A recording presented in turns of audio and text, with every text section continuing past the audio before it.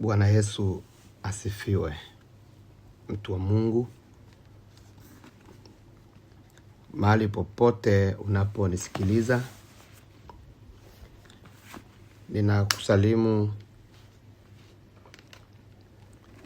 kupitia jina tukufu la Bwana na Mwokozi wetu Yesu Kristo.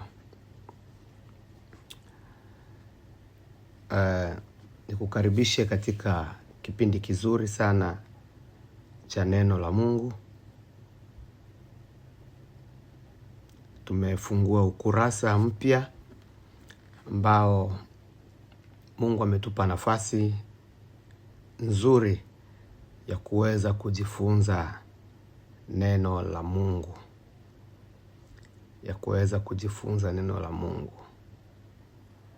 Kwa hivyo ni jambo njema na la kupendeza kujifunza neno la Mungu.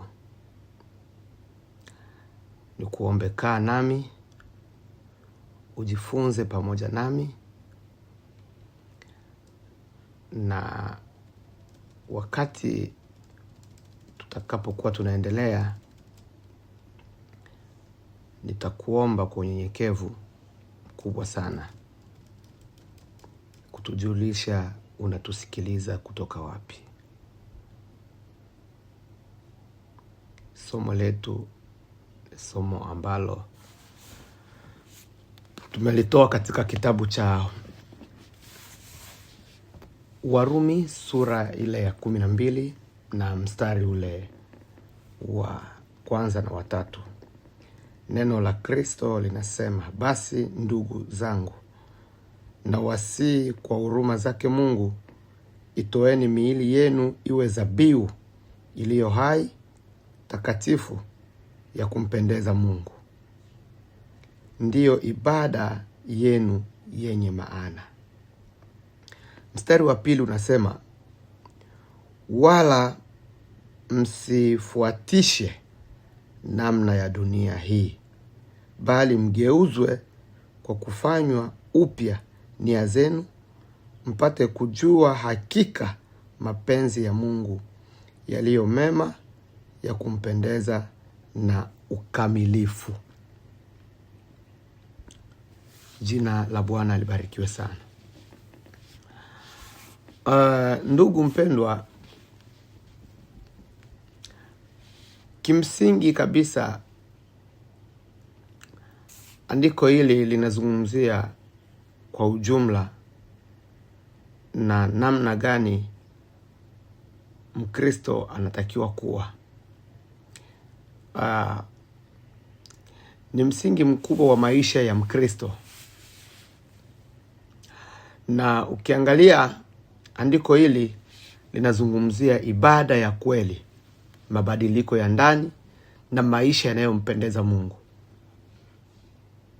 Hebu sikia vile andiko linavyosema, basi ndugu na wasii kwa huruma zake Mungu, itoeni miili yenu iwe dhabihu iliyo hai, takatifu, impendezayo Mungu, ndiyo ibada yenu yenye maana. Wala msifuatishe namna ya dunia hii. Andiko linaendelea kusema kwamba bali mgeuzwe kwa kufanywa upya nia zenu, mpate kujua mapenzi ya Mungu yaliyo mema. Mapenzi ya Mungu yaliyo mema, ya kumpendeza na ya ukamilifu. Bwana asifiwe. Tunataka tuone nini katika andiko hili? Tujifunze nini? Jambo la kwanza, tutajifunza wito wa kujitoa kikamilifu. Wito wa kujitoa kikamilifu. Andiko linasema, itoeni miili yenu iwe dhabihu iliyo hai. Itoeni miili yenu iwe dhabihu iliyo hai. Hapa Mtume Paulo anasisitiza sana. Ukiangalia kwa undani anasisitiza kwa ajili ya kujitoa kwa Mungu. Na hii si kwa sehemu, si kujitoa kipande. Aseme nikiwa hivi niko kwa Mungu, nikiwa hivi siko kwa Mungu. Hapana. Hii inaashiria kwa ujumla wa maisha yote. Kwa ujumla wa maisha yote. Tunajifunza nini kwa Paulo? Paulo anatufundisha nini? Mtume Paulo kwanza anazungumzia habari ya dhabihu iliyo hai.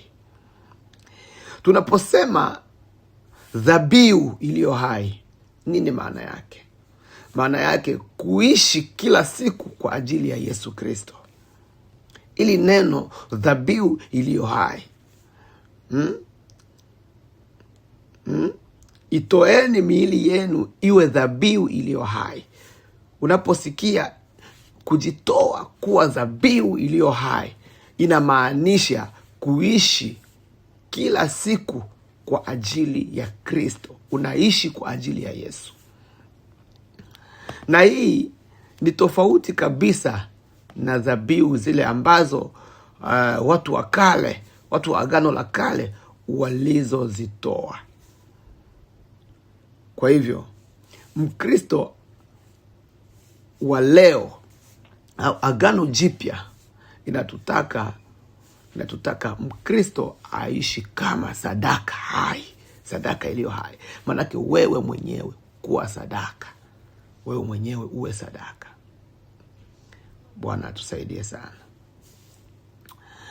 Hebu sikiliza vile andiko la kitabu cha Wakorintho wa kwanza, Wakorintho wa kwanza sura ya 6,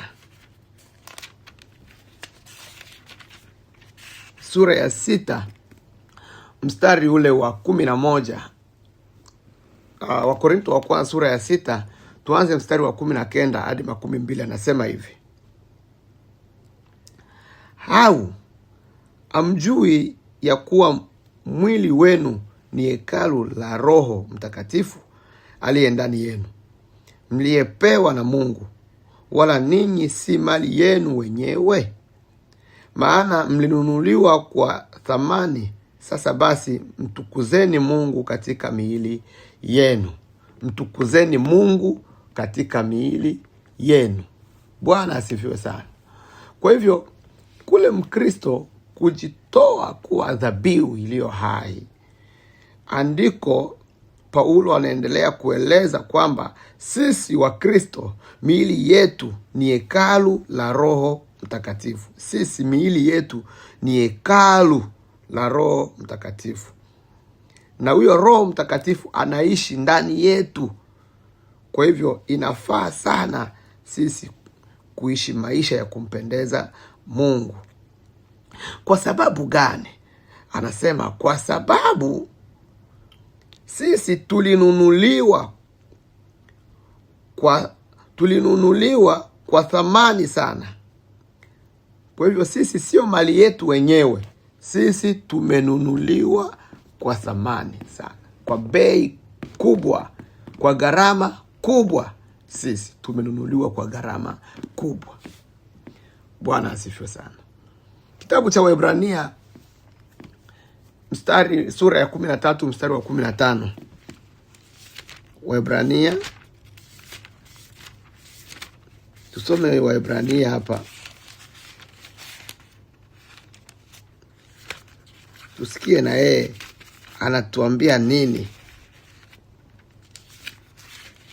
Waraka kwa Waebrania sura ya 13 mstari wa 15 anasema hivi: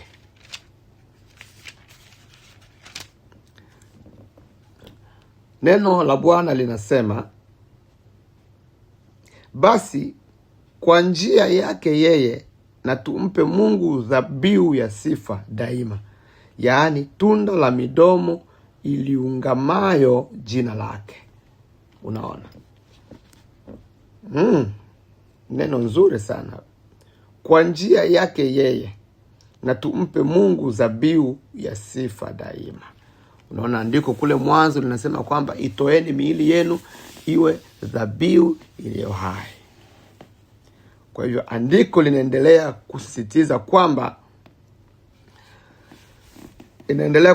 kwamba kwa njia ya Kristo yeye, kwa njia yake Kristo Yesu, yeye nani? Yesu, tumpe Mungu dhabihu ya sifa daima. Tumpe Mungu dhabihu ya sifa daima. Hiyo dhabihu inatoka wapi? Tunda la midomo iliungamayo jina lake. Tunda la midomo. Tunda la midomo iliungamaye jina lake.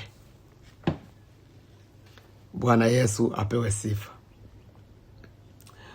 Tutapata faida gani tukijitoa kuwa dhabihu iliyo hai? Tutapata faida gani? Jambo la kwanza, kanisa litajengwa.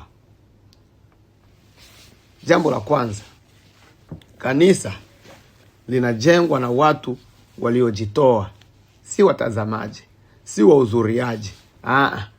Kuna watu wengi katika makanisa wanapokwenda kwenye ibada huwa wanaenda kuhudhuria wengine wanavyoimba, wengine wanavyocheza, wao ni wahudhuriaji tu.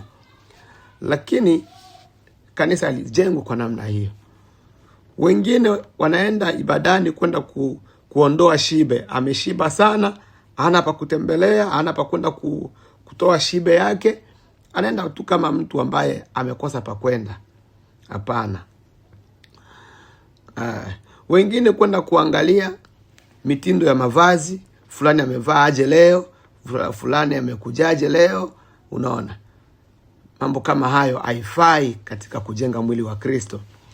Kwa hivyo tunapoambiwa kwamba itoeni miili yenu iwe dhabihu iliyo hai, faida ya kwanza kwa kanisa itakuwa kulijenga kanisa. Na kanisa linajengwa na watu ambao wamejitoa kuwa dhabihu. Kanisa linajengwa na watu ambao wamejitoa kuwa dhabihu iliyo hai. Faida ya pili ni kwamba kila mshirika wa kanisa, kila muumini wa kanisa atakuwa sehemu ya ibada. Hii kusema kwamba kuwa sehemu ya ibada sio tu kule kuhudhuria ibada Jumapili ati inatosha. Hapana. Huku ni kujitoa kuwa dhabihu iliyo hai. Kujitoa kuwa dhabihu iliyo hai. Bwana Yesu apewe sifa. Bwana asifiwe sana.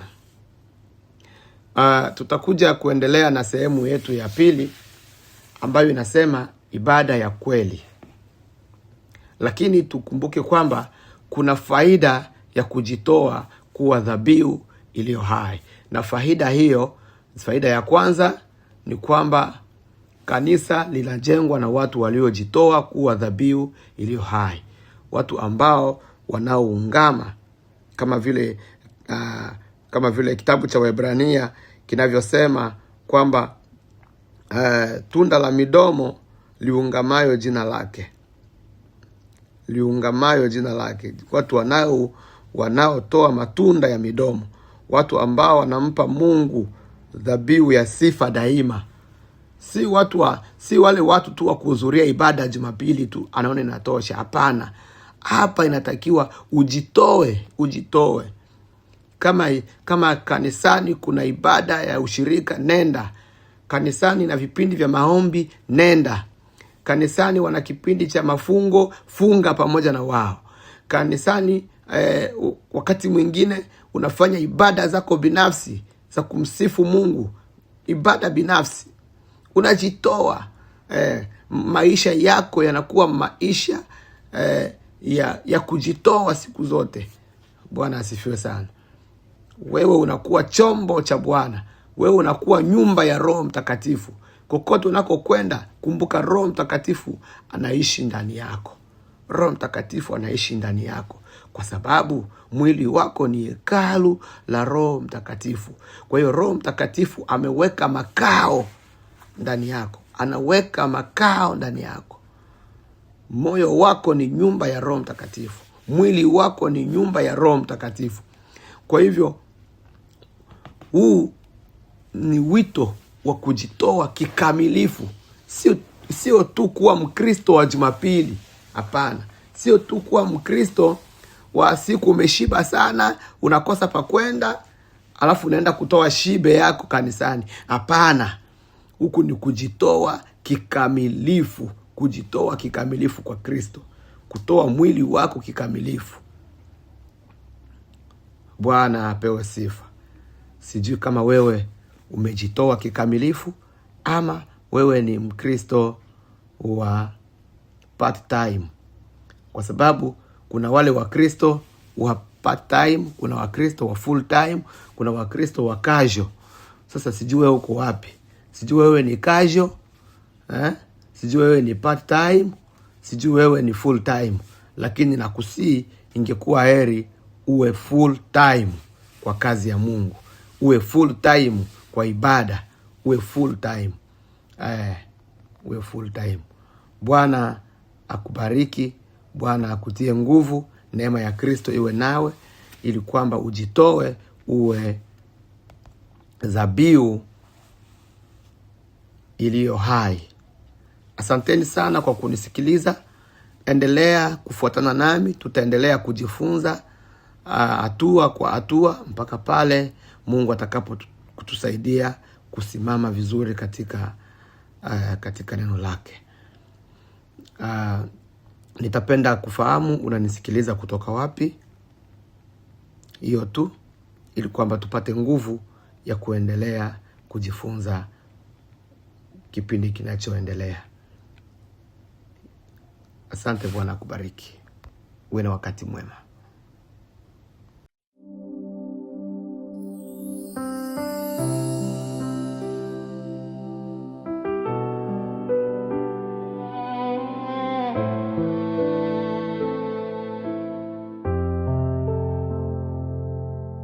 Linda moyo wako kuliko yote uyalindayo, maana ndiko zitokako chemchemi za uzima.